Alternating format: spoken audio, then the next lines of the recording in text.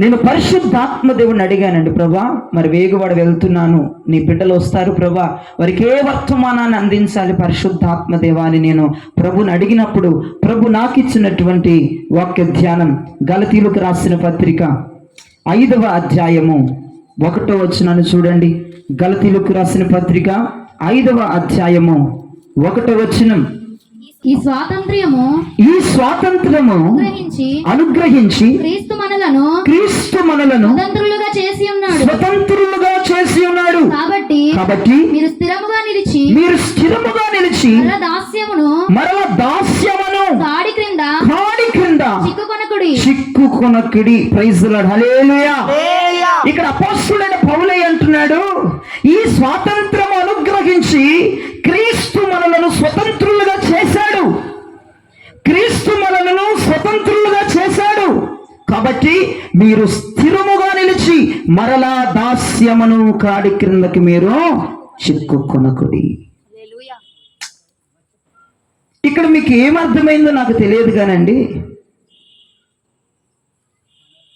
అపోస్తలుడైన పౌలయ్య మాట్లాడుతూ అంటాడు, దేవుడు మనల్ని కొన్ని పాపాల నుంచి విడిపించాడు, వ్యసనాల నుంచి విడిపించాడు, లోకము నుంచి విడిపించాడు. దేవుడు మనల్ని స్వతంత్రులుగా చేశాడు. నువ్వే బంధకాల నుంచి విడిపించబడాలో, నువ్వే చెడుతనము నుంచి విడిపించబడాలో, నువ్వే వ్యసనము నుంచి విడిపించబడాలో, నువ్వే స్నేహము నుంచి విడిపించబడాలో, నువ్వే లోకము నుంచి విడిపించబడాలో, నువ్వే దురాత్మ నుంచి విడిపించబడాలో అన్నిటి నుండి ప్రభు విడిపించేశాడు. మనల్ని స్వతంత్రులుగా చేశాడు, మనకి ఫ్రీడమ్ ఇచ్చాడు అంటూ అంటాడు ఆయన. కాబట్టి మీరు స్థిరముగా నిలబడి మరలా ఆ దాసత్వం అనే కాడి క్రింద మీరు చిక్కుకొనకుండానట్లుగా మీరు చూసుకోండి అపోస్తలుడైన పౌలయ్య గలతీ సంఘంతో మాట్లాడుతున్నాడు. ఓ గలతీ సంఘమా, వ్యసనముల నుండి విడిపించబడ్డావు, లోకము నుంచి విడిపించబడ్డావు, దయ్యము నుంచి విడిపించబడ్డావు, మత్తు నుండి విడిపించబడ్డావు, తాగుడు నుంచి విడిపించబడ్డావు, జూదము నుంచి విడిపించబడ్డావు, అక్రమం నుంచి విడిపించబడ్డావు. ప్రభు దగ్గరకు వచ్చినాక ఇదిగో రకరకములైన పాపముల నుండి మీరు విడిపించబడ్డారు. గలతీ సంఘమా, ఒక మాట చెప్తున్నాను వినండి. మీరు విడిపించబడింది సరే గాని మరలా ఆ పాపం అనే దాసత్వము కింద చిక్కుకొనకుండా మీరు సరిచూసుకోండి అపోస్తలుడైన పౌలయ్య చెప్తూ ఉన్నాడు. నువ్వే పాపము నుంచి విడుదల పొందావో, ఏ లోకము నుంచి విడుదల పొందావో, ఏ తాగుడు నుంచి విడుదల పొందావో, ఏ వ్యసనము నుండి విడుదల పొందావో, ఏ అక్రమము నుండి విడుదల పొందావో, మరలా దాని కింద నువ్వు చిక్కబడకుండా, గలతీ సంఘమా మరలా నువ్వు దాని కింద చిక్కబడకుండా, ఆ తాగుడు కింద చిక్కబడకుండా, ఆ జూదములో చిక్కబడకుండా, అక్రమములో చిక్కబడకుండా, ఆ వ్యతిరేకములో చిక్కబడకుండా, ఆ లోకములో చిక్కబడకుండా నిన్ను సరి చూసుకోమని గలతీ సంఘంతో అపోస్తలుడైన పౌలయ్య మాట్లాడుతున్నాడు. అపోస్తలుడైన పౌలయ్య మాటలోనండి మీరు చిక్కుకొనకడి అని మాట్లాడుతున్నాడంటే అక్కడ చిక్కుకునే ప్రమాదం ఉన్నది అనే అర్థం. ప్రైజ్ ది లార్డ్, హల్లెలూయా. అక్కడ చిక్కుకునే ప్రమాదం ఉందనే అర్థం. అపోస్తలుడైన పౌలయ్య చెప్తున్నాడు, మీరు విడిచిపెట్టిన దాంట్లో మరలా మీరు చిక్కుకునే అవకాశాలు ఉన్నాయి. మీరు వదిలేసిన స్నేహంతో మరలా పొత్తు కుదిరించుకునే అవకాశాలు ఉన్నాయి. మీరు వదిలేసిన తాగుడుతో మరలా పొత్తు కుదిరించుకునే అవకాశాలు ఉన్నాయి. మీరు వదిలేసే అక్రమముతో మరలా పొత్తు కుదిరించుకునే అవకాశాలు ఉన్నాయి. మీరు చిక్కుకొనొద్దు, మరలా కాడి కిందకి వెళ్ళొద్దు, మరలా పాపము కిందకి వెళ్ళొద్దు, మరలా జూదము కిందకి వెళ్ళొద్దు, మరలా స్నేహము కిందకి వెళ్ళొద్దు, మరలా లోకము కిందకి వెళ్ళొద్దు, మరలా అక్రమము కిందకి వెళ్ళొద్దు. గలతీ సంఘమా వింటున్నారా? మీరు వెళ్ళబాకండి. ఒక మాట మీకు చెప్తాను, గుర్తుపెట్టుకోండి. చిక్కుకునేది మనము. వినండి, చిక్కుకునేది మనము. చిక్కుకునేటట్టు చేసేది ఎవడు? చెప్పాలి. చిక్కుకునేటట్టు చేసేది ఎవడు? సాతాను, లూసిఫర్. చిక్కుకునేది నీవు, చిక్కుకునేటట్లు చేసేది అపవాది. నిజమండి. అయ్యా ఈ రోజు నుంచి మారిపోయిన అయ్యగారు, నేను బాప్తిజం తీసేసుకుంటావు, ప్రభు బలలో పాలి భాగస్తుడు అవుతావు, అన్ని వదిలేసినట్టు ఓవర్ యాక్షన్ చేస్తావు. బాప్తిజం తీసుకున్నప్పుడు ఇక లోకంతో పని లేదంటావు, స్నేహంతో పని లేదంటావు, శోధంతో పని లేదంటావు, అక్రమంతో పని లేదంటావు. ఓకే అయ్యగారు బాప్తిజం ఇచ్చేయండి, బాగానే ఉన్నావు. మరలా నువ్వు వాటి కింద చిక్కుకుంటావు. అపోస్తలుడైన పౌలయ్య అనుభవ జ్ఞానముతో మాట్లాడుతున్నాడు. ఆయన గలతీ సంఘమని ఎత్తిపట్టి, ఓ గలతీ సంఘమా, ఏదో బాప్తిజం తీసుకున్నానని విర్రవీగిపోబాకండి, ఏదో స్నేహం విడుదలైపోయిందని, ఏదో లోకము నుంచి నువ్వు వచ్చేసావని, ఏదో జోదాన్ని వదిలిపెట్టావని, ఏదో అక్రమాన్ని వదిలేసావని డబ్బులు కొట్టుకోవడం కాదు. మరలా నువ్వు దాని కిందకి వెళ్తావు, మరలా చిక్కుకునే అవకాశాలు ఉన్నాయి, మరలా వాడిని ట్రాప్ చేసే అవకాశాలు ఉన్నాయి. మరలా అపవాదిగాడు మామూలోడు కాదు. నువ్వు వదిలేసిన వాటి దగ్గరికి మరలా వాడు నిన్ను తీసుకెళ్తాడు. జాగ్రత్త. హెచ్చరిక చేస్తున్నాడు గలతీ సంఘం అపోస్తలుడైన పౌలయ్య. జాగ్రత్త. నువ్వేదో వదిలేసావో, నువ్వు దేన్ని చేయన్నావో, నువ్వు దేన్ని వద్దన్నావో, మరలా దాని దగ్గరికి వెళ్ళేటట్లుగా నిన్ను చేస్తాడు. ఇక్కడ లేరా వాళ్ళు? నా ముందు కూర్చుని వాక్యం వింటున్నటువంటి మీరు కాదా వదిలేసిన వాటి చేత మళ్ళా చిక్కుకున్నారు? ఏదైతే దాంతో నాకు సంబంధం లేదని దేనితో నువ్వు మాట్లాడావు, మరలా నువ్వు దాని కింద బానిసత్వం చేయట్లేదా? ఏదైతే నాకు వద్దునే, నాకు అక్కర్లేదని వదిలేసావో, మరలా దాని దగ్గరికి వెళ్ళి కూర్చోట్లేదా? ఏ అక్రమం అయితే నాకు వద్దని వదిలేసావో, అదే అక్రమం నువ్వు మరలా చేయట్లేదా? ఏ లోకం వద్దన్నావో, ఏ స్నేహం వద్దన్నావో, ఏ తాగుడు వద్దన్నావో, ఏ వ్యసనం వద్దన్నావో, మరలా దాని దగ్గరికి వెళ్ళి దాసత్వం చేస్తున్నావు. అపోస్తలుడైన పౌలయ్య జరుగుతున్న సందర్భాన్ని మాట్లాడుతున్నాడు. చిక్కుకునేదేమో నీవు, చిక్కుకునేటట్లు చేసేది ఎవరు? అపవాది. కావాలంటే మీకు వాక్యం చూపిస్తాను చూడండి. హబక్కూకు గ్రంథంలో 1వ అధ్యాయము, అందరూ తెరవాలి. హబక్కూకు గ్రంథము 1వ అధ్యాయము 15వ వచనం. వాడు గాలము వేసి, అదిగో వినండి, వాడు గాలము వేసి మానవులందరినీ గూర్చి లాగి ఉన్నాడు. ఉరులు వగ్గి ఎక్కించుకొనిచున్నాడు. వాడు తన వలతో వారిని కూర్చుకొని సంతోషపడి గంతులు వేయుచున్నాడు. గాలము వేస్తున్నాడు, ఉరి వడ్డుతున్నాడు, వల వేస్తున్నాడు. నిన్ను చిక్కించుకోవడానికి, నిన్ను దక్కించుకోవడానికి, నిన్ను మరలా ఈ పాపంలోనికి లాగటానికి ఎన్ని రకాల పరికరాలు ఉపయోగిస్తున్నాడు వాడు? 3 రకాల పరికరాలు ఉపయోగిస్తున్నాడు. వినండి. నేను బాప్తిజం తీసుకున్నానండి, నేను ఆ పాపం మానేశానండి, ఆ లోకం మానేశానండి, ఆ స్నేహం మానేశానండి, టీవీలు మానేశానండి, అవి మానేశానండి అని చెప్పావు, బానే ఉంది. కానీ నువ్వు మరలా ఆ దాసత్వము కిందకి, ఆ పాపము కిందకి, ఆ వ్యసనాల కిందకి, ఆ లోకము కిందకి, అక్రమం కిందకి రావటానికి వాడు 3 రకముల ప్లాన్లు వేస్తున్నాడు. 1 గాలం, 2 ఉరివడ్డటం, 3 వల వెయ్యటం. Praise the lord. ఇది గాలానికైనా చెక్కపోదా? వీడు ఉరికైనా నాకు దొరకపోడా? లేదంటే వలకైనా నాకు దొరకపోరా వీళ్ళు? చూడండి, 1 కాదండి వాడు వేసేది, 3 రకాల ప్లానింగ్లు చేస్తున్నాడు. 3 రకాలుగా నువ్వు ఎలా లొంగుతావో, నువ్వు ఎలా లొంగించుకోవాలో, నువ్వు ఎలా లోబడతావో వాడికి చాలా బాగా తెలుసు. ప్రియ దైవజనమా, అందుకే గలతీ సంఘముతో అపోస్తలుడైన పౌలయ్య, ఓ గలతీ సంఘమా, ఒరే గలతీ సంఘమా, మీరు చిక్కుకునే అవకాశం ఉందిరా. వాడు మామూలోడు కాదురా, 3 పరికరాలు వాడుతున్నాడురా. గాలం అంట, ఉరివడ్డటం అంట, ఒలవేయటం అంటరా బాబు. గాలంలో చిక్కకపోతే ఉరి వడ్డుతాడు, ఉరిలో కూడా దొరకపోతే వల వేస్తాడు. 3 రకాలుగా మనుషులను వాడు ట్రాప్ చేస్తాడు. మన భక్తి జీవితాన్ని, మన ఆత్మీయ జీవితాన్ని మనం చూసుకోవాలి, ఎప్పటికెప్పుడు మెలకుగా ఉండాలి. 3 రకాలుగా ప్లాన్ చేస్తాడు వాడు. గాలం, ఆ గాలానికి ఎర్ర వేస్తాడు. ఏ ఎర్ర తెలుసా? ఆ గాలానికి చేపలు పట్టే వాళ్ళు ఒక ఎర్రని వేస్తారు. వెంటనే చేప ఆ ఎర్రని పట్టుకుంటుంది, వెంటనే వాళ్ళు ఆగుతాడు. వాడు గాలానికి నువ్వు దేన్ని చూస్తే టెంప్ట్ అయిపోతావో ఆ ఎర్ర పెట్టేస్తాడు వాడు. గాలానికి నువ్వు దేన్ని చూస్తే టెంప్ట్ అయిపోతావో ఆ ఎర్ర వేసేస్తాడు. ఒకరోజండి సంసోను, బైబిల్లో అతను ప్రతిష్ఠుడు, అతడు నాజీరు చేయబడిన వ్యక్తి. సంసోను అన్న వ్యక్తి, అతను దేవునికి ఒక మంచి ప్రియుడు, అతను దేవునికి ఒక మంచి భక్తిపరుడు, ఆత్మీయమైన బిడ్డ, ఒక ప్రతిష్ఠిత, సమర్పణ, వైరాగ్యాలు కలిగిన వ్యక్తి అండి సంసోను. భక్తి జీవితంలో అంగళాలెక్కి కూర్చున్నవాడు సంసోను. అయితే అపవాదిగాడు ఏం చేశాడంటే గాలం వేయటానికి ప్రయత్నం చేశాడండి సంసోనికి. ఏ గాలమో తెలుసా? ఆ గాలము కండి ఒక ఎర్ర కట్టాడండి. దెలైలా అనే ఎర్ర కట్టాడు. స్త్రీ, సంసోనికి స్త్రీ వ్యామోహం ఉండేది. ఆ యొక్క గేలానికి ఎర్రేసి దెలైలా అన్న ఎర్రనేసేసి గేలానికి చక్కగా గేలం వేసేస్తే పడిపోయాడు సంసోను. నిలువెత్తు భక్తి జీవితాన్ని కోల్పోయాడు, ఆత్మీయ జీవితాన్ని కోల్పోయాడు. అమ్మాయి ఒళ్ళో పడుకొని అమ్మాయి తల దువ్వుతా ఉండి తల కత్తిరించేసింది. ప్రతిష్టత పోయింది, సమర్పణ పోయింది, వైరాగ్యం పోయింది, దేవునికి సంసారికి ఉన్న సత్సంబంధం తెగిపోయింది. జ్ఞానం వేస్తున్నాడు. ప్రియదవిజనమా, నువ్వు దేన్ని చూస్తే టెంప్ట్ అయిపోతావో, నువ్వు దేన్ని చూస్తే ఒదిగిపోతావో, నీ వీక్నెస్ వాడికి తెలుసు. నీ వీక్నెస్ వాడికి చాలా బాగా తెలుసు. నువ్వు దేన్ని చూస్తే పడిపోతావో, దేన్ని చూస్తే లొంగుతావో, దేన్ని చూస్తే వంగిపోతావో వాడికి తెలుసు. ఆ సంసోనికి స్త్రీ వ్యామోహం ఎక్కువ. ఎక్కడ స్త్రీ కనపడితే అక్కడ లొంగిపోతూ ఉంటాడు. ఈడేం చేశాడు అపవాదిగాడు, వీడికి స్త్రీలంటే పెంచగదని ఆ స్త్రీని ఒక ఎలా వేసేసాడు సంసోనికి. అంతే, సంసోను ప్రతిష్ఠిత జీవితం ఉల్లకాట్లో కలిసిపోయింది. వినండి ప్రియదవిజనమా, సంసోని యొక్క భక్తి జీవితం సర్వనాశనం అయిపోయింది.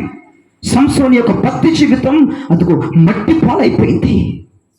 ఈ రోజున నీకే గేలం వేస్తున్నాడో, ఆ గేలానికి నీకు నచ్చినటువంటి ఏ ఎర్రన వేస్తున్నాడో వాడు, నువ్వు ట్రాప్లో పడిపోవాలని, నువ్వు వాడు మాయలో పడిపోవాలని, నువ్వు వాడు ఆలోచనలో పడిపోవాలని, హలో, విడుదల పొందిన నీతో యేసు రక్తము చేత కడగబడి రక్త మాంసముల పాలిబాబసులు అవుతున్న నిన్ను వాడు గేలమేసి ట్రాప్ చేయలేదా?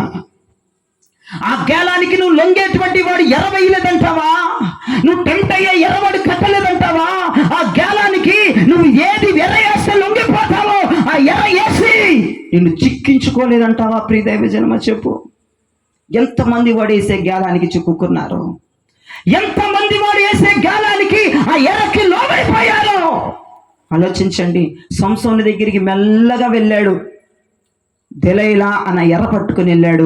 సంసోను లొంగిపోయాడు. ప్రియదైవజనమా, ఓకే, నువ్వు గనక ఆ గేలానికి నువ్వు దక్కకపోతే ఇంకోటి ఏం వేస్తాడంట వాడు? ఉర్రి ఒడ్డుతాడంట. ప్రైజ్లాడు చెప్పండి. ఉర్రి ఒడ్డుతాడు. ఉర్రి ఒడ్డటం అంటే ఏంటంటే మోసం చేస్తాడు. అడుగడుక్కి వాడు మోసమే, అడుగడుక్కి మోసమే. అవ్వని ఆదామును ఆదిఘట్ట సర్పం మొదట్లోనే మోసపరిచింది, మొదట్లోనే ట్రాప్ చేసేసింది, మొదట్లోనే మొత్తం నిలువెత్తు ముంచాతలేసేసింది అవ్వని. వారి జీవితం అంతా దేవునికి వారికి ఉన్న సంబంధం, భక్తి జీవితం, ప్రార్థనా జీవితం మొత్తం కోల్పోయారు అవ్వ ఆదాములు. మోసం అండి. జనాలు కొంతమంది ఏడుస్తూ ఉంటారు, అది నిజమైన ఏడుపులు కాదు, నిన్ను మోసం చేయడానికి. కొంతమంది ఏంటో అపరిమితమైన ప్రేమ ఉన్నట్టుగా నటించేస్తారు, అది నిజమైన ప్రేమ కాదు, అది నిన్ను మోసపుచ్చటానికి అపవాది ఊరి ఒడ్డుతున్నాడు. వినండి, మోసపూరితమైన ఏడుపులతో, మోసపూరితమైన ప్రేమలతో, మోసపూరితమైన ఆప్యాయతలతో జనములు నీ దగ్గరికి వచ్చి నిన్ను ట్రాప్ చేస్తారు, నిన్ను మోసం చేస్తారు. అదే ఉరి వండటం. అపవాదిగాడు ఉరి ఒడ్డుతాడు. ఎలాగైనా నిన్ను చిక్కించుకుందామని చూస్తాడు. నువ్వు గేలానికి దొరకలేదనుకో, ఉరి ఒడ్డుతాడు, మోసం చేస్తాడు, అబద్ధాన్ని చెప్పి నిజమని నమ్మిస్తాడు. ఏమందండి ఆదిఘట్ట సర్పం? అదిగో అది దినమున మీరు దేవతలైపోతారని అబద్ధం చెప్పలేదా? అబద్ధం చెప్పి వాళ్ళని నమ్మేటట్టు చేసింది. అదే నిజమంది. మీరు సావరు, మీ దేవుడు మీకు అబద్ధం చెప్పాడు, మీరు సావరు, మీరు దేవతలైపోతారు, మీరు పుణ్యాత్ములైపోతారు, మీరు పరమాత్ములైపోతారని ఆదిఘట్ట సర్పం వాళ్ళని మోసం చేసి వాళ్ళకి ఉరి ఒడ్డింది. ఎంతమంది నటన పూర్వకమైన ప్రేమలతో, నటన పూర్వకమైనటువంటి మోసములు చేస్తూ, నటన చేస్తూ, ఏడుస్తూ, ప్రేమిస్తూ, నేను నీతో ఉంటాను, నిన్ను ప్రేమిస్తాను, నిన్ను చూసుకుంటాను అని ఒక 4 కన్నీళ్లు కాచి 4 మాటలు వెయ్యంగానే నువ్వు మోసపోతున్నావు. ఆలోచించు.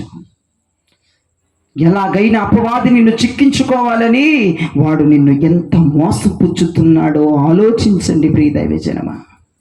వాడు ఎంత కఠినమైన మోసాలు చేస్తున్నాడు. ఈ సిద్ధాంతాన్ని నమ్మమని చెప్తాడు, ఇలా పాటించమని చెప్తాడు, ఇలా పాటించకపోతే నువ్వు సస్తావని చెప్తాడు.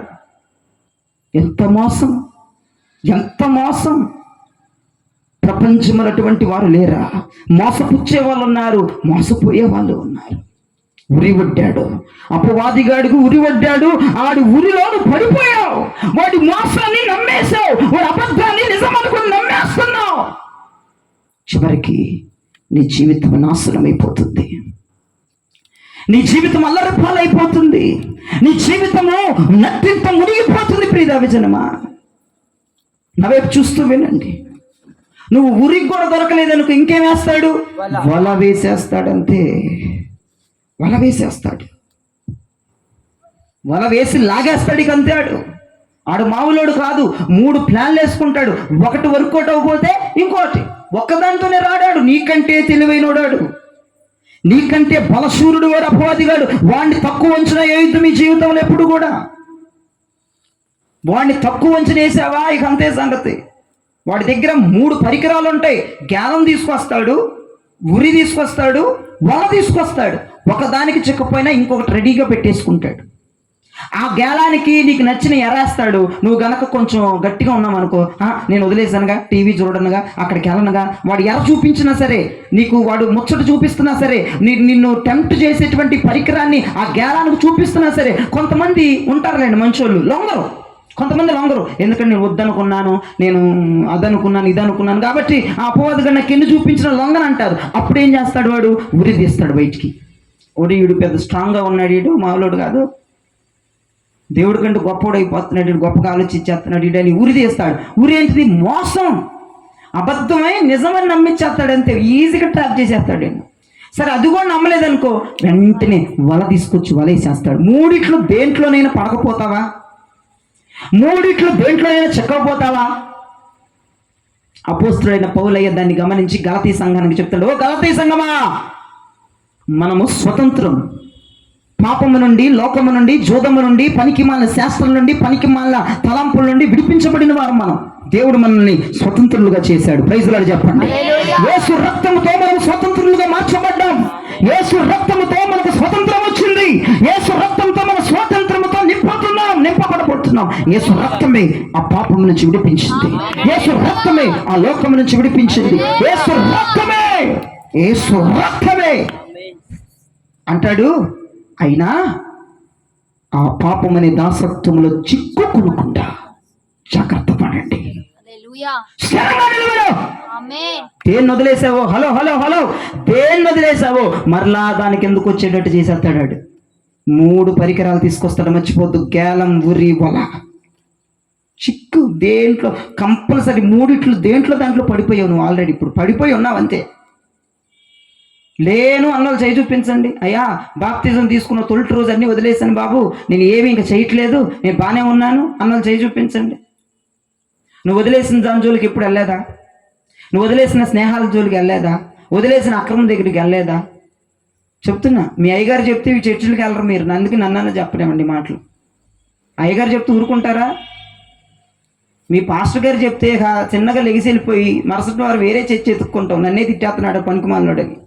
అట్లా ఉన్నారు జనాలు. నన్నన్నా చెప్పలేమండి 4 మాటలు. దేవునికి స్తోత్రం చెప్పండి. దేవునికి స్తోత్రం. హల్లెలూయా. నిజం ప్రియ దైవజనం, సమాజం పాడైపోతుంది. ఇటువంటి బోధలు చెప్పడానికి దైవజనుడు భయపడుతున్నాడండి. దైవజనుడు ఉనికిపోతున్నాడు. ఇటువంటి బోధలు చెప్పాలంటే ఎట్టగా ఎగబడిపోతుందో, బాగా ఎగబడిపోతారని నేను భయపడిపోతున్నాడు. ఎంతసేపు పొగుడుతూ ఉండాలి వాళ్ళని. పొగుడుతూ ఉంటే, వెన్న రాస్తూ ఉంటే, వెన్న ముద్దలు పెడతా ఉంటే మా అయ్యగారు గొప్పడని చెప్పుకుంటారు నలుగురికి. ఏదన్నా తిట్టాడు అనుకో, ఆడు సుప్రాతోడని చెప్పుకుంటాడు అందరికి. నిజమండి, దైవజనులు ఎలాగున్నారంటే జనముల మాటలకి, విశ్వాసాలకి లోబడి ఉంటున్నారు అంతే. కానీ దేవుని ఒక ఉచితమైన కృప ఏంటో తెలుసా? మా పరిచర్య జనాలకు లోబడే పరిచర్య కాదు మాది, దేవునికి మాత్రమే లోబడే పరిచర్య. దేవునికి లోబడి జనాలు రాకపోయినాయి, రూపాయి రాకపోయినాయి, కానుక ఇవ్వకపోని నా బోధ నేను చెప్పుకొని వెళ్ళిపోతాను అంతే. ప్రభు నాకు చెప్పింది చెప్పి వెళ్ళిపోవటమే. విజయవాడలో ఆత్మీయ బిడ్డలు, చాలామంది బిడ్డలు ఉన్నారు, వాక్యానుసారంగా కట్టబడి వారి జీవితాలను కట్టుకొని సంఘానికి వస్తూ నన్ను ప్రేమిస్తూ ఇటువంటి బోధనే చేస్తారు మా సంఘంలో కూడా. ఏ రోజు కూడా పొగిడిన బాపత లేదు సంఘాన్ని. ఏదో ఒక రీతిగా పరిశుద్ధాత్ముడు తప్పుని బయటికి లాగాలండి. గద్దించేవాడికి అధికమైన ప్రేమ ఉంటుంది. దేవునికి స్తోత్రం. పొగిడేవాడిని నమ్మొద్దు. హలో, పొగుడేవోడిని నమ్మావా? వాడు ఉరి ఒడ్డుతున్నాడు నిన్ను. ఏదో వచ్చి అంటది, అక్క ఓ నువ్వు బాగున్నావు అక్క, నువ్వు బాగోపోయినా బాగున్నావు అంటది. ఎందుకంటే నీ దగ్గర నుంచి లాగాలిగా. ఉరి ఒడ్డుతున్నాడు అపవాదిగాడు. నువ్వేమో దాని పొగడతలకి పడిపోతున్నావు. ఇక అంతే.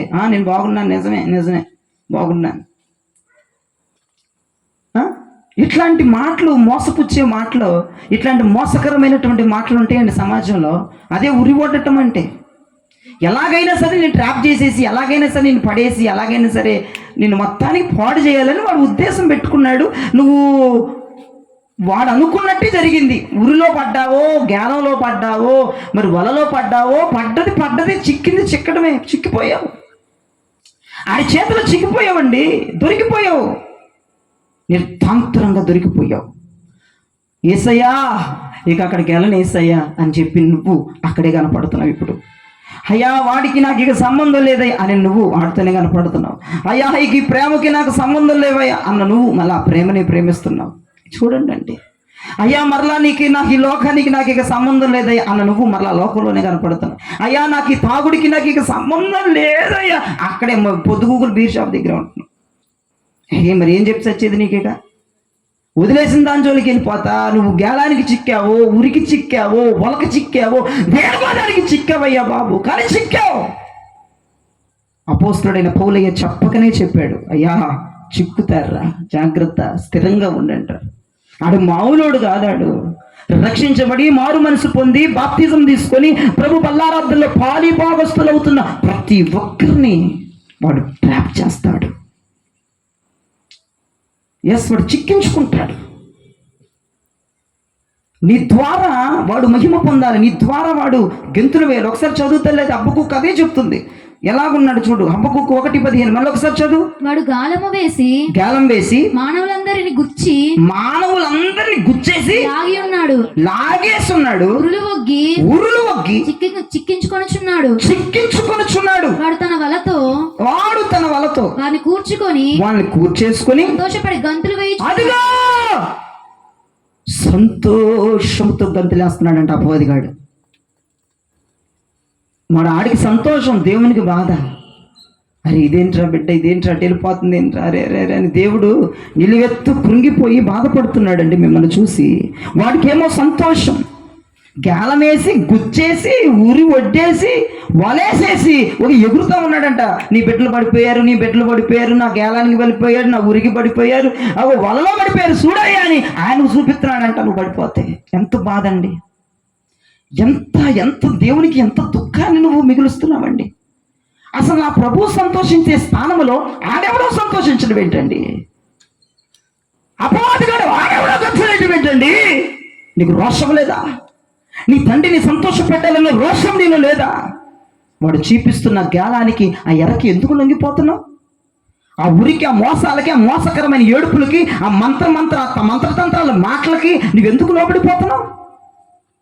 ఆలోచించండి, ఒకసారి ఆలోచించండి ప్రియదేవజనులారా. నేను మీకే వదిలేశాను, నేను మనసుకు వదిలేస్తున్నాను. ఇది తప్పు అని మీకు ఏనాడు అనిపించట్లేదా? నా దేవుడిని నేను బాధపెడుతున్నానని ఏనాడు కూడా నీ మనసుకు రాలేదా ఈ పాయింట్? అపవాదిగాడు గెంతులేస్తున్నాడు, సంతోషిస్తున్నాడు. చదివారుగా మీరే, హబక్కూకు గ్రంథంలో ఉందిగా, వాడు గెంతులేస్తూ సంతోషిస్తున్నాడట. ఏ పాపం వద్దనుకున్నారో, ఏ లోకం వద్దనుకున్నారో, ఏ స్నేహం వద్దనుకున్నారో, వీళ్ళు మరలా వచ్చారా అని సంతోషిస్తున్నాడంట వాడు. ఆలోచించండి. ద్వితీయోపదేశ కాండంలో 11వ అధ్యాయంలో 16వ వచనంలో ఒకసారి మీరు చూడండి. ద్వితీయోపదేశ కాండం 11వ అధ్యాయము 16వ వచనాన్ని చూడండి. మీ హృదయము మాయలలో చిక్కి త్రోవ విడిచి, అందుకు మీ హృదయము మాయలో చిక్కి త్రోవ విడిచింది. నా వైపు చూడండి. మీ హృదయం దేంట్లో చిక్కిందంట? మాయలో చిక్కిపోయి, వినండి, మీ హృదయములు మాయలో చిక్కి త్రోవ తప్పిపోయారు. మోసపోతున్నారండి, మాయలో చిక్కుకుపోతున్నారండి. అపవాది మాయ. ఆడంటాడు ఈ పని చేయకపోతే నువ్వు చచ్చిపోతావురా, నువ్వు నిర్దాక్షిణంగా చచ్చిపోతావు. 3 సార్లు అటు ఇటు తిరుగు, లేకపోతే నువ్వు సత్తావు. 3 సార్లే తిరగాలి, 4వ సారి తిరగకూడదు, నువ్వు సత్తావు. ఇది అక్కడ ఉండకూడదు, నువ్వు సత్తావు. ఇది ఎక్కడ ఉండకూడదు, నువ్వు చచ్చిపోతావు. అది అక్కడ ఉంటే నువ్వు చచ్చిపోతావా? బీరో ఇటువైపు ఉంటే సత్తావా? ఇది చూడండి ఎంత భయంకరమైన మోసాలు చూశారండి. నువ్వు అది నమ్మి భయపడి మోసపుచ్చి, నువ్వు నమ్మితే జరిగిద్ది, అది నిజంగా జరిగిద్ది. ట్రాప్ చేస్తున్నాడు, మాయ పుచ్చేసి నిన్ను త్రోవ త్రప్పేలాగా చేసేస్తున్నాడు. దేవుడి ప్రజలు, క్రైస్తవులు, ఆత్మీయులు, చర్చికి వచ్చే వాళ్ళు దేన్ని నమ్మకూడదు? ఒక ప్రభుని తప్ప, ప్రైజ్ ది లార్డ్, ఒక బైబిల్ తప్ప లోకాన్ని నమ్మకూడదు. ఒరే ఉండవలసిన చోట్ల వస్తువు లేదరా, నువ్వు గుండాకి పుట్టుక్కుని పోతావు. ఒరే పెద్దోడు మధ్యలో, చిన్నోడు నడువులో, ఈ గోల ఏంటండి నాకు అర్థం అవుతుంది. ఇదెవడు సృష్టించాడండి? దీన్ని ఎవడు పెట్టాడండి? మాయలో చిక్కుకుపోయి, వీళ్ళు చెప్పిన మాటలకి మాయలో చిక్కుకుపోయి జీవ మార్గములో నుంచి తొలగిపోతున్నారు. ద్వితీయోపదేశ ఖండంలో అదే మాట ఉంది. త్రోవ తప్పుతున్నారు వీరు, మాయలో చిక్కుపోయి త్రోవ తప్పుతున్నారు. ఎవడు చెప్పాడు నీకు నువ్వు సస్తావని? ఎవడు చెప్పాడు? ఎవడు చెప్పాడు నువ్వు సస్తావని? ఈ పని చేయకపోతే పోతావు, ఇక్కడ కూర్చోపోతే పోతావు, ఇలా సదరకపోతే పోతావు. ఇవన్నీ మాయలు. ఇంకా నేను చెప్పలేదు, మీకు బోల్డ్ తెలిసి ఇట్టంటి, బోల్డ్ తెలిసి మీకు ఇట్టంటి. ఎవడెవడో చెప్పిన మాటలు నమ్మటం, ఎవడెవడో చెప్పిన మాటలు నమ్మి భయం గుండెల్లో పెట్టేసుకొని గుండె నొప్పులు వచ్చేసి షుగర్లు, బీపీలు పెరిగిపోయి నమ్మొద్దు. నిన్ను మోసపుచ్చుతున్నాడు అపవాది, మోసం చేస్తున్నాడు నిన్ను అపవాది. అయితే మేము రీసెంట్గా 2 నెలలు అయింది ఒక ఇంట్లోకి దిగి, కొత్త ఇంట్లోకి దిగితే మాకు ఇష్టం. మా అమ్మకు కూడా పిచ్చది సరిగ్గా తెలియదు. సామాన్ ఎట్ట చదరాలి, ఏం చేయాలి, ఏ ప్లేస్లో ఉండాలి అని పెద్ద ఏముంటుందో చదువుకున్నాం, చక్కగా ఉన్నాం. ఇంతలో ఒకరు వచ్చారు మా ఇంటికి చూడటానికి. ఆమె సిద్ధాంతాలు చెప్పేదానికి మరి నాకు తెలియదు. అంటే ఆమె ఫస్ట్ నుంచి నాకు తెలుసు కానండి, అట్లాగా చెప్తుంది. నాకు వచ్చింది ఇల్లు చూసి వెళ్ళాలా, పుల్ల అంటిచ్చి వెళ్ళింది మా అమ్మకి. ఏ పుల్ల? ఇప్పుడు వచ్చింది, ఇల్లు బాగుంది శారదా, అది ఇది ఇది మాట్లాడి పుల్లండి. ఏ పుల్లంటి ఇచ్చిందంటే, మంచం ఏంటి మీరు ఇటేశారు, కలిసి రాదంట మాకు మంచం ఎటువంటి. ఇప్పుడు నెల రోజుల నుంచి మేము ఎట్ట బాగానే ఉంటున్నావుగా, ఇంకేం కలిసి రావాలి మాకు? నెల రోజుల నుంచి బాగుంటున్న మమ్మల్ని వచ్చి మా అమ్మకి దడ పెట్టేసి, మా అమ్మ 3 రోజులు మనిషి అవ్వాల. ఇడి తిప్పాలంట, అడి తిప్పాలంట. నాకు ఏమో కోపం వస్తుంది. ఒకరోజు నేను లేని సందు చూసుకొని తిప్పేసింది మంచం వేసి, రక్తమే చేయ. నేను ఆ మంచాన్ని చూసి మెంటలా నీకు పిచ్చ ఇట్ట తిప్పి చచ్చావేంటి, అట్టాగే బాగుంది కంటే, కాదులే మాకు ప్లేస్ సరిపోవట్లేదు అని అంటుంది. ఇక నేను తిట్టలు కాడిని తిట్టానండి. ఆ మంచం అట్ట తిప్పిన దగ్గర నుంచి దేవుడు మాకు శోధన పెట్టేశాడు మా ఇంట్లో. ఇప్పుడు ఏంటంటే నేను చెప్తున్న మాట మీరు జ్ఞాపకం చేసుకుని, ఎవడో చెప్పిన మాటను తీసుకొచ్చి ఏదో జరిగిందని తిప్పింది. అంటే ఇప్పుడు నువ్వు సెట్ చేసుకునే విధానం ఒకటి ఉంటుంది, నీకు ప్లేస్ సరిపోవట్లేదని నువ్వు సెట్ చేసుకునే మైండ్ సెట్ ఒకటి, ఎవడో ఏదో నీకు అయిపోద్ది అన్నది తిప్పింది ఒకటి. దేవుడు మమ్మల్ని శోధించేశాడు. నీ అమ్మతో కూర్చోబెట్టి మాట్లాడా, దేవుడు శోధన ఇదంతా కూడా. నువ్వు ఎందుకు అలా తిప్పావంటే, మళ్ళీ నేను ఏ ప్లేస్ కా ప్లేస్ తిప్పిస్తే ఆ శోధన మా ఇంట్లోంచి బయటకు వెళ్ళిపోయింది. ప్రైజ్ లార్డ్ చెప్పండి. అంటే నేను ఏం చెప్తున్నానంటేనండి, ఎవడో చెప్పిన మాటలు విని అది మాయ. మమ్మల్ని కూడా అపవాదిగాడు మాయ పుచ్చేశాడండి. రీసెంట్గా 4 రోజుల క్రితం వాడు ఎవడైనా ఈజీగా మాయపుచ్చి త్రోవ తప్పేటట్లుగా చేస్తాడు. ఇంకా మిమ్మల్ని ఎంత మాయపుచ్చుతున్నాడో వాడు. అది చేయకపోతే ఇది అవుతుంది, ఇది చేయకపోతే ఇది అవుతుంది, ఇది చేయకపోతే ఇది అవుతుంది, అది ఏమీ అవదు. మేము బతకట్లేదా? నేనైతే ఏమీ పాటించను, నేనైతే ఏమీ నమ్మను. నేను బతకట్లేదా? భూమి మీద నేను ఉండట్లేదా? వాక్యాన్ని నమ్ముకొని దైవ మార్గంలోనే వెళుతూ ఆ వెలుగునే సంప్రదిస్తూ ముందుకు నడవట్లేదా? నాకేమవట్లేదే? నేను బాగానే ఉన్నానుగా, నేను మనిషినేగా.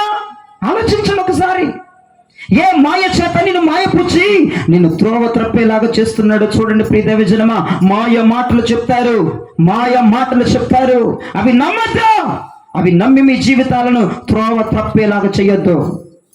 చాలా మంది జీవితాలు అలాంటివి నమ్మి త్రోవ త్రప్పిపోతున్నారు.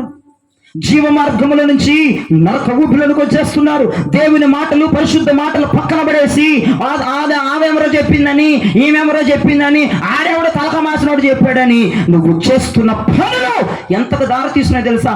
త్రోవ త్రప్పేటట్లు చేస్తున్నాయి. జీవ మార్గముల నుంచి, వెలుగులో నుంచి అగాధములోనికి వెళ్ళేటట్లు చేస్తున్నాయి. ఆలోచించు. ఎన్ని మాటలు, లోకుల మాటలు విని నీ జీవితాన్ని నాశనం చేసుకున్నావు.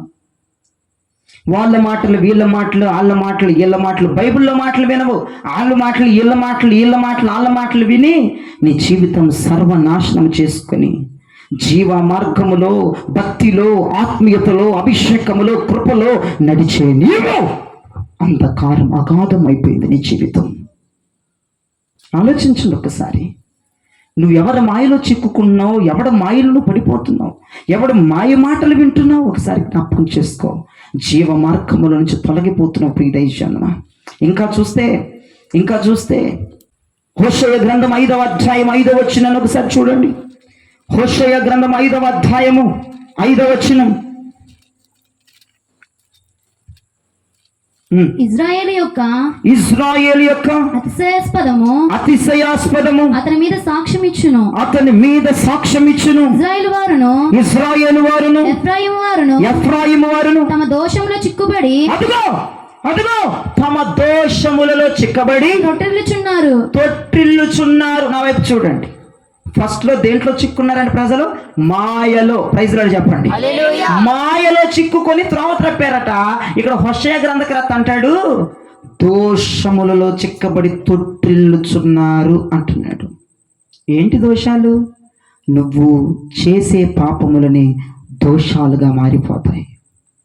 నువ్వు అనుకుంటున్నావు బాప్తిజం తీసుకొని ఈ పని తప్పు పని చేసామనుకో, ఏమంటలేదుగా నన్ను ఆయన, నాకేం జరగట్లేదుగా, నాకేం అవ్వట్లేదుగా, నాకు శిక్ష ఏం పడట్లేదుగా అనుకుని ఊరేగుతా ఉన్నావు రోడ్డు మీద పడి. నేను ఏ తప్పు చేసినా నన్ను ఏం అనట్లేదు దేవుడు, నన్ను దెబ్బ కొట్టట్లేదు, పాస్టర్లు అంతే చెప్తారు, అదైపోద్ది ఇదైపోద్ది అంటారు, ఏమీ అవ్వట్లేదు, పాపం చేస్తున్నాను, నాకు ఏమీ అవ్వట్లేదు, తింటున్నాను, తిరుగుతున్నాను, శుభ్రంగా పడుకుంటున్నాను అనుకుంటున్నావు.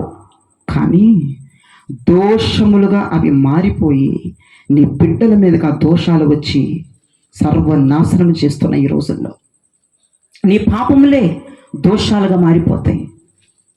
నీ అతిశయాస్పదమే దోషములుగా మారిపోతాయి. నువ్వే పాపములు చేసి నీకు నీవు తమాయించుకుంటున్నావో, నీకు నీవు సదమాయించుకుంటున్నావో, ఏం అవ్వట్లేదులే, ఏం కాదులే, ఇది చేస్తే ఏం అవదలే, ఇలా వెళ్తే ఏం అవదలే, తింటే ఏం అవదలే, తాగితే ఏం అవదలే అనుకుంటున్నావు. అది దోషాలుగా క్రియేట్ అవుతున్నాయి. ఆ దోషాల్లో చిక్కబడుతున్నావు. అంతేకాదు నువ్వు తొట్టిల్లుతున్నావు.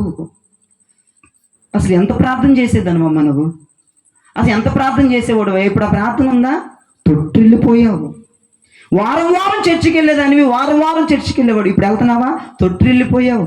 ఎందుకు బ్రదర్? ఎందుకు నేను వెళ్ళలేకపోతున్నాను చర్చికి? ఎందుకు నేను ప్రార్థన చేయలేకపోతున్నానంటే నీవు చేస్తున్న పాపాలి దోషాలుగా మారి ఆ దోషాల్లో నువ్వు చిక్కబడ్డావు. అందుకే తొట్టిల్లిపోయావు. ప్రార్థన చేయలేకపోతున్నావు, చర్చికి వెళ్ళలేకపోతున్నావు, సమర్పించుకోలేకపోతున్నావు, దేవుని మాట వినలేకపోతున్నావు, రాత్రింబగళ్ళు ప్రార్థన చేయలేకపోతున్నావు, ఉపవాసం ఉండలేకపోతున్నావు, తొట్టిల్లిపోయావు. దోషాల్లో చిక్కబడ్డావు. నీ పాపాలే దోషాలుగా మారి ఆ దోషాలు నేను చిక్కించుకున్నాయి. నువ్వు తొట్టిల్లుతున్నావు. బాగా ప్రార్థన చేసే నీవు ఇప్పుడు ప్రార్థన లేదు. కొంతమందిని చూస్తే నాకు అనిపిస్తుంది ఎంత బాగా ప్రార్థన చేసేవాళ్ళు ఇప్పుడు ప్రార్థన ఉండట్లేదు.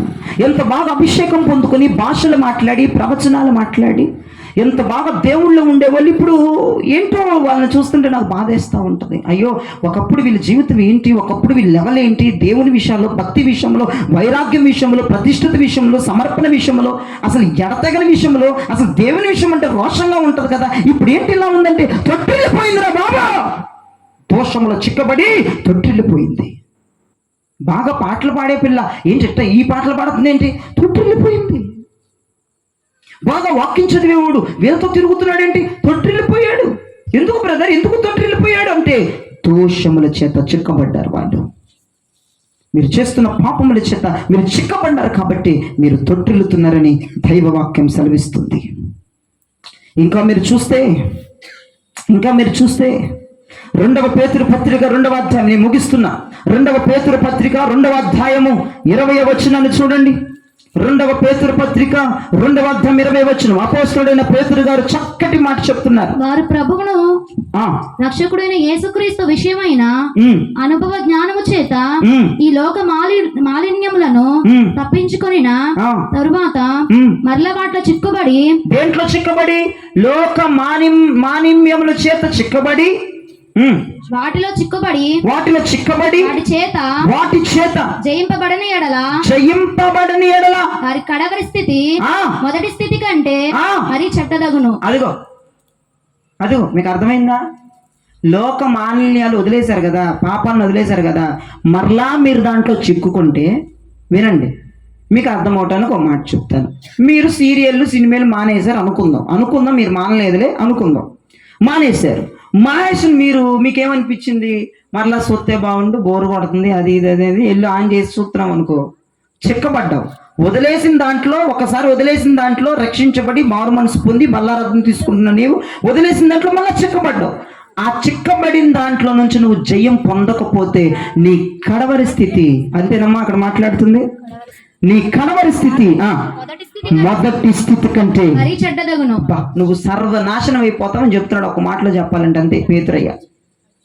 వదిలేసిన దాంట్లో మళ్ళా నువ్వు చిక్కబడితే, వదిలేసిన పాపములో మరలా నువ్వు చిక్కబడితే, వదిలేసిన లోకములో నువ్వు మరలా చిక్కబడితే, వదిలేసిన భయంకరమైన ఆలోచనల చేత మరలా నువ్వు చిక్కబడి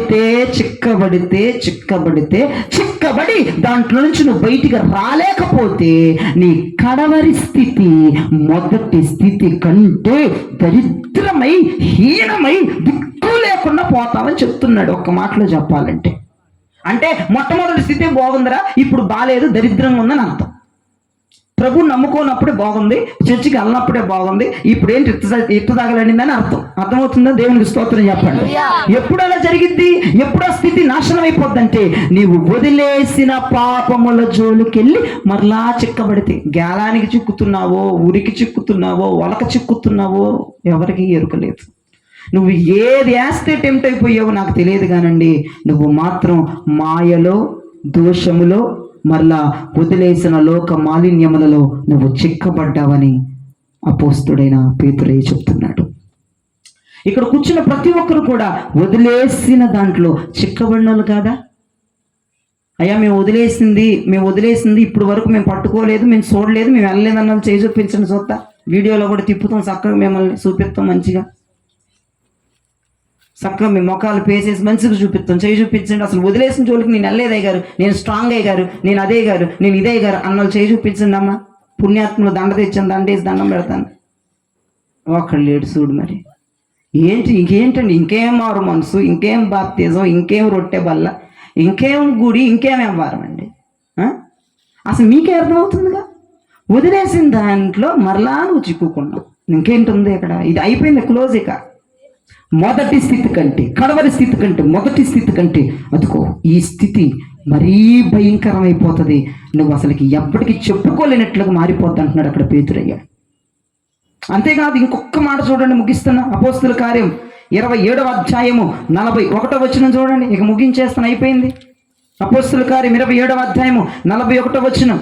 2 సముద్రములు, అదిగో 2 సముద్రాలు కలిసిన స్థలమందు చిక్కుకొని ఓడను మెట్టపరిచి. నువ్వు చదువుతండి, నువ్వు చదువమ్మా. చిక్కుకొని ఓడను మెట్టు పట్టించిరి, అందువలన అనివి కోరుకొని పోయి కదలకయుండెను, అమరము ఆ దెబ్బకు బద్దలై పోసాగాను. నా వైపు చూడండి, నేను చదువుతా చూడండి. 2 ప్రవాహముల మధ్య ఓడ చిక్కుకొని ఓడ బద్దలైపోయింది. అది ఒక మాటలో చెప్పాలండి. ప్రైజ్ లార్డ్ చెప్పండి. 2 సముద్రాలు ఒక చోట కలిసిన చోట ఓడ చిక్కుకుందంట. వినండి, ఓడ వెళ్తుందంట సముద్రంలో. అటొక సముద్రం ఇటొక సముద్రం కలిసే చోటు ఉందంట. అక్కడ ఈ సముద్రం ఇటు వస్తుందంట, ఆ సముద్రం ఇటు వస్తుందంట, కలిసే చోట్లో ఈ ఓడ చిక్కుకొని ఏమైపోయిందంట, బద్దలైపోయిందని అక్కడ అపోస్తుడైనటువంటి పౌలయ్య చెప్తున్నాడు మనకి. 2 ప్రవాహాల మధ్య, 2 సముద్రాల మధ్య ఓడ చిక్కుకుంటే ఏమైపోద్ది చెప్పండి? బద్దలైపోద్ది. ఇప్పుడు నా వైపు చూడండి, మీకు తగిలినట్టుగా నేను చెప్తా. ఇటేమో ఆత్మీయ జీవితం, ఇటేమో లోకానుసారమైన జీవితం. వినండి, ఇటేమో ఆత్మీయ జీవితం, ఇటేమో లోకానుసారమైన జీవితం, ఇటేమో ప్రభు జీవితం, ఇటేమో లోకం జీవితం. ఈ 2 కలిసే చోట నువ్వు ఉన్నావు, సిక్కుకున్నావు, బద్దలైపోద్ది బ్రతుకు. ఇటు లోకం కావాలి, ఇటు ప్రభువు కావాలి, ఇటు చర్చికి వెళ్ళాలి, అటు లోకంలోకి వెళ్ళాలి, ఇటు ఈ మాట్లాడాలి, అటు అయ్యి మాట్లాడాలి. గనక నువ్వు చిక్కుకుంటే నీ బతుకు 2గా సీలిపోద్ది అంటున్నాడండి అక్కడ. నేనంటలేదండి బాబు, వాక్యం సెలవిస్తుంది. 2 ప్రవాహాల మధ్య చిక్కుకుంటే నీలో లోకము ఉంది, ప్రభువు ఉన్నాడు. అటు వెళ్ళి బాబ్బా అంటావు, ఇటు వెళ్ళి ఇది చేస్తావు, అటు వెళ్ళి అది చేస్తావు, ఇటు వచ్చి ఇది మాట్లాడతావు, అటు వచ్చి అది మాట్లాడతావు,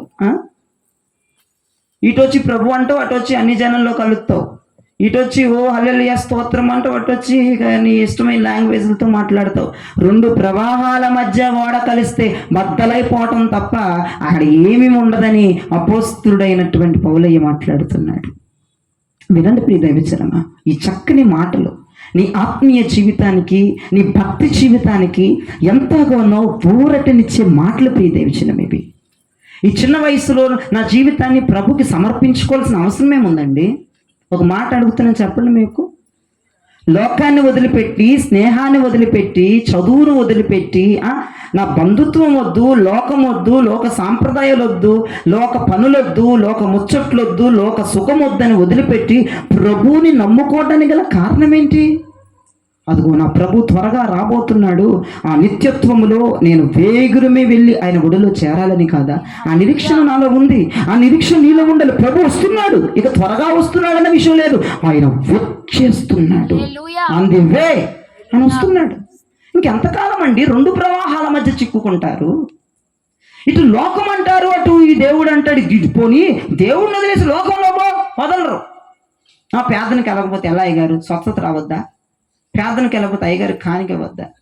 కొంతమంది నాకు కోపం వస్తుంది. ఎట్టగంటే అసలు నేను దేవుని మాట వినకుండా అల్లరి చిల్లరగా ఉన్న వాళ్ళ దగ్గర అసలు కానుక తీసుకోవాలంటే నాకు కక్కు వచ్చేస్తుంది అనమాట. నిజంగా వాంతి అయిపోతుంది నాకు వాళ్ళ దగ్గర కానుక తీసుకోవాలంటే. కొంతమంది దైవజనులు, ఎందుకు దైవజనులు అంటున్నాను కాదండి, అలా మీరు ఆలోచించవద్దు. కొంతమంది ఏంటంటే ఎట్టగన్నా తిరగని, ఎట్టగన్నా ఉండి ఆ చెప్పడికి ఆయన కానుక మాత్రం తీసుకుంటాడు. మీరు నమ్మరు, ఒక మాట చెప్తున్నాను వినండి. ఒక ఆమె 10,000 రూపాయల కట్ట నా దగ్గరికి ఇట్ట పట్టుకుని వచ్చింది ఒక రోజు. అది 10,000 ఉంటే నేను అనుకున్నాను, ఎందుకంటే లావుగా 500 నోట్లేనండి అన్నీ కూడా. చెయ్యి చాలా స్ట్రాంగ్గా బరువుగా ఉంది. నా దగ్గర తీసుకొచ్చి నేను ఆమె చెయ్యి దగ్గర చూశాను, ప్రార్థన చేసి ఆమె కానుకిస్తుంది. వెంటనే ప్రభు అన్నాడు, నేను చెయ్యి ఇలా ముందుకు చాపాను, వెంటనే ప్రభు అన్నాడు తీసుకోవద్దన్నాడు. నేను చెయ్యి చాపినోడిని, బైబుల్ చాపినోడిని వెంటనే వెనక్కి తగ్గాను. అయ్యా కానుకయ్యా అన్నాడు. వద్దులేమ్మ ఉంచాను. అయ్యో కాదు ఇవ్వాలనుకుంటున్నాను, ఇదే అంటే వద్దంటే వద్దన్నాను అంతే. కాదయ్యా ఫోన్పే చేయనా, ఫోన్ చేతిలో తీసి ఫోన్ నా నెంబర్ ఇవ్వనని చెప్పేసి, నెంబర్ ఇవ్వనమన్నా. వద్దమ్మా ఏమనుకోవద్దు, మీ ఇంటికి వచ్చినప్పుడు పెడుతురు కానీ వద్దు. ఎంతసేపు బతిమలు అడిగిందండి. అక్కడే చాలా మందిని కూడా అడిగిందండి, కానీ ఎవరు నేను తిడతానని ఒప్పుకోలేదు, నాకు ఇవ్వలేదు. ఇంటికి ఉసూరుమని వెళ్ళింది. నేను ప్రభుని అడిగా, ఇంటికి వచ్చినాక ప్రభా ఎందుకు తీసుకోవద్దన్నావు, నాకు ఖర్చులకి అంటే పరిచర్యకి ఉపయోగపడతాయి కదండి ప్రభు అన్నాడు. ఆమె నా మాట వినదురా, నటిస్తుంది. ఆమె వచ్చి నా మాట విందామే, లోకానుసారంగా ఉంటుంది, అందుకే నేను తీసుకోవద్దని అన్నాడు ప్రభు. అది ఇంకోడైతే ఊరుకుంటాడా? పడేవాడు పడిపోతాడు 10,000 మీద. చెప్తున్నాను మీకు, సమాజం దైవజనులు ఇట్లా తయారైపోయారు ఇప్పుడు.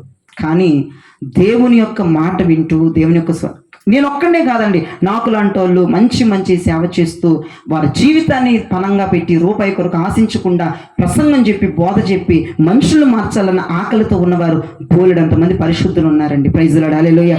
నేనెంతండి వారికంటే చాలా చిన్నవాడిని. నా భక్తి జీవితం ఇప్పుడిప్పుడే నేను నేర్చుకుంటున్నానండి ప్రభు దగ్గర. చాలామంది ప్రార్థనా పరులు, చాలామంది పరిశుద్ధులు వారి రక్తాన్ని దారిపోసి మరి జనాలకి ప్రసంగాలు, బోధలు చేస్తూ ఉన్నారు. ఆ మహానుభావుల ముందు నేనంతా, మిగతా వారు ఉంటారు, కొన్ని చీడ పురుగులు ఉంటాయండి, వాళ్ళకి చెప్పరు, వాళ్ళు కరెక్ట్ చేయరు, కానీ వాళ్ళ రూపాయి కావాలి, వారు దశింభాగం కావాలి, వారు పెట్టేటువంటి కానుకలు కావాలి, కానీ నువ్వెందుకు ఇలా ఉన్నావని గద్దించరు. గద్దించిన పిమ్మట ఆమె మారు మనసు పొందేదే. ఒక మాట ఇక్కడ దైవజనుడు గద్దిస్తే ఇంకో చర్చికి వెళ్ళడానికి అవకాశం ఉంది, ఉందా లేదా? ఇంకో సంఘానికి వెళ్ళడానికి అవకాశం ఉంది. నువ్వు కాకపోతే ఇంకో పాస్టర్ రా. ఇంకో విషయం చెప్పిన, ఒక్కొక్క విశ్వాసి 10 మంది నెంబర్లు మెయింటైన్ చేస్తున్నారు, 10 మంది పాస్టర్లని. నిజమండి. ఇప్పుడు వీళ్ళ పాస్టర్ తాళి కడితే ఒప్పుకోడు, పెళ్ళికి తాళి కడితే ఒప్పుకోడు, దినాలు ఒప్పుకోడు, సంవత్సరికాలు ఒప్పుకోడు, ఆ ప్రార్థనలు పెట్టాడు. నువ్వేంట్రా అని తాళి కట్టి పాస్టర్ని పిలిపించుకుంటారు పెళ్ళికి. నువ్వేంట్రా వచ్చేదాన్ని సంవత్సరికానికి ఇంకో పాస్టర్ని పిలుస్తారు. చెప్తున్నా, ఇదన్నీ వాస్తవాలు, అబద్ధాలు చెప్పట్లేదు నేను. ఈ చర్చి కాకపోతే ఇంకో చర్చికి వెళ్తావు, నా చర్చి కాకపోతే ఇంకో చర్చికి. పరలోకం ఒకటేనండి, మర్చిపోవద్దు. పరలోకాలు 10 లేవు, పరలోకాలు 20 లేవు, పరలోకం ఒకటే. ఇక్కడ చర్చిలు మార్చినట్టు పరలోకాన్ని కూడా మార్చుదామంటే లాక్కెళ్ళి జుట్టు పట్టుకొని ఈడ్చుకెళ్ళి నరకంలో పడేస్తాడు. సరిపోతుంది. అర్థం చేసుకో. ఇక్కడ నీకు ఛార్జీలకు డబ్బులు ఉంటాయి, ఈడు కాకపోతే ఇంకో పాస్టర్ దగ్గరికి వెళ్ళి కూర్చుంటావు, నిన్ను పొగుడుతలతో నిన్ను సంఘ పెద్ద చేసే చర్చికి వెళ్ళి ఉంటావు. కానీ పరలోకము ఒక్కటే అనే సందర్భంగా నేను మీకు తెలియజేస్తున్నాను. ఆ ఒక్కదైన పరలోకానికి నువ్వు చచ్చినట్టు అక్కడికే రావాలి.